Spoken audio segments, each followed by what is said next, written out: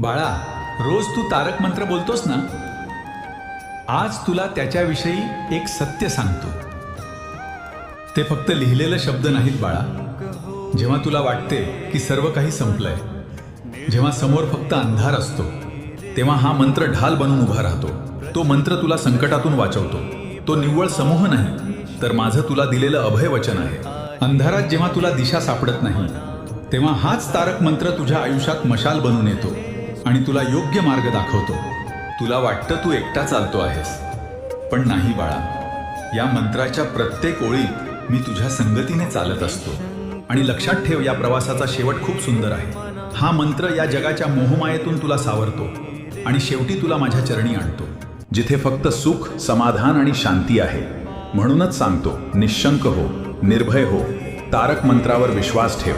तो तुला कधीच पडू देणार नाही बाळा.